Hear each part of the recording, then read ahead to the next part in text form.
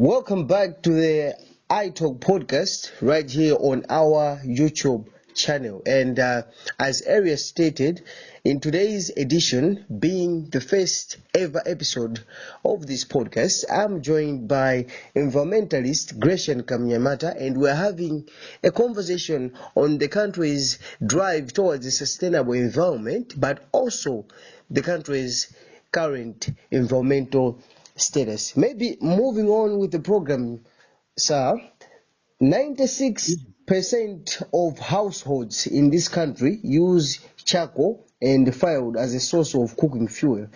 It is a statistic that, according to experts, has fueled the rate of deforestation. This is according to the National Charcoal Strategy of 2017 to 2027. Maybe, is this a cause for alarm, and how can we check this trend? Indeed, quite a lot of people, like I mentioned at the beginning, they use charcoal, they use the biomass as a source of heat. And this must be a great alarm to all of us, starting from myself as an individual to development partners, government itself, because such levels of households using biomass as a source of heat is very destructive to the environment. As such, we have to do something in trying to counteract that force. That is why we mentioned about introduction of alternative sources of energy, which should be introduced by government, by development partners, by individuals like myself, yourself, sir, so that government, we should help ourselves to reduce destruction on the environment. Maybe, having said a lot, do you think government is doing enough in leading the drive towards a sustainable environment? And if government is not doing enough, maybe what should they put in place so that we can have a sustainable environment and a well-conserved environment? Thank you so much. I think I have to mention here that when we want to answer the question, is government doing enough in trying to conserve environment?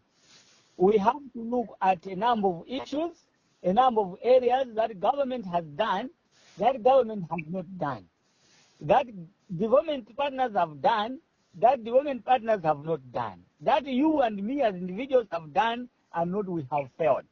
All these should tell us to judge, should guide us in judging whether we are doing great or not in conserving the environment. To begin with, individuals are doing, but they have not done best. Why am I saying this?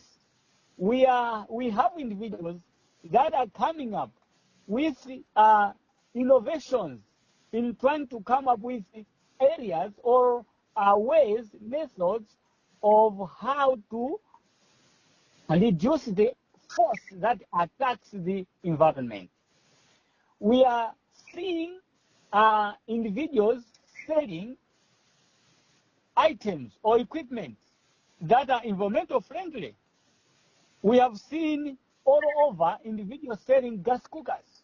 We have seen individuals all over selling gas. We have seen individuals, some of them even planting trees.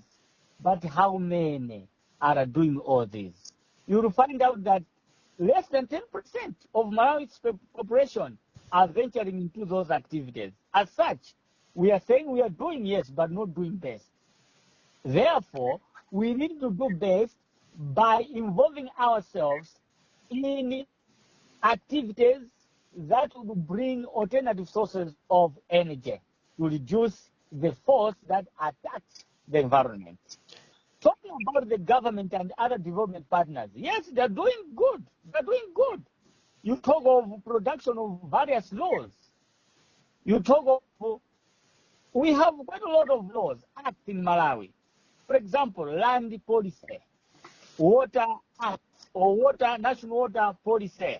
You talk of waste management act, so many of them, environmental policy. You talk of Malawi 2063. they have all these, they have got components on how we should do to conserve our environment. But the thing is, we need to do best. You can agree with me that government annually or year in, year out do have tree planting exercise. And this is a very important step in as far as environmental conservation is all about. Why? Because if we talk about tree planting, if we plant quite a lot of trees, if we increase the area, the land covered by trees, we should also be sure that we are covering quite a lot of areas to, that are being upgraded. For example, if we plant a lot of trees along river banks, what are we trying to mean? We have to conserve water, that the waters should not be contaminated, because trees are there to reduce the runoff. Those that would carry chemicals from upland down to the river might have been caught on the way down to the river, intercepted. I was looking for that language.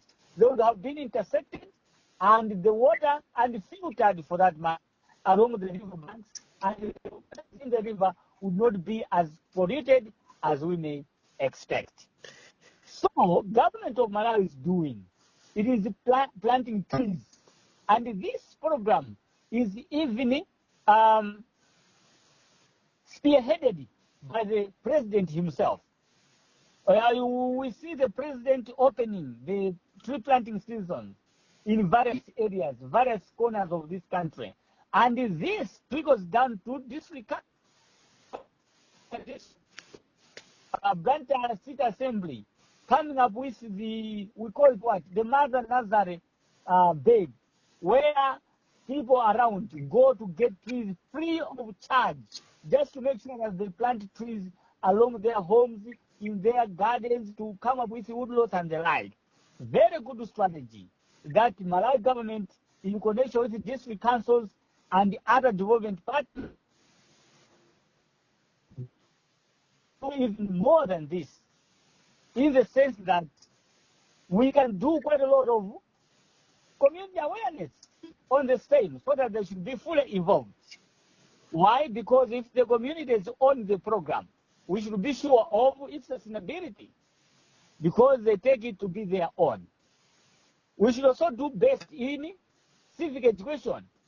You know, if people know something, it is better for them to know than to be ignorant. In so doing, they'll be able to handle issues that may distract the environment. And at the same time, government can do even better by enforcing the law. Law enforcement is a challenge in as far as environmental conservation is all about. For example, we have law enforcers in the roadblocks, but we see people moving around with it, charcoal and underwood. If the law enforcement is just very good, those things will not be there. So law enforcement should also be the best in as far as trying to conserve our environment. Maybe you have brought in a very important point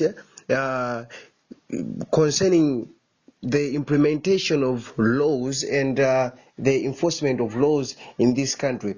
And in one of these parliamentary sittings that I had to attend this other day, there was this issue about members of parliament were complaining that in this country, there is a very big challenge when it comes to implementation of laws. There are some other bills which have been passed in Parliament, but they are failing to be implemented on the ground as laws.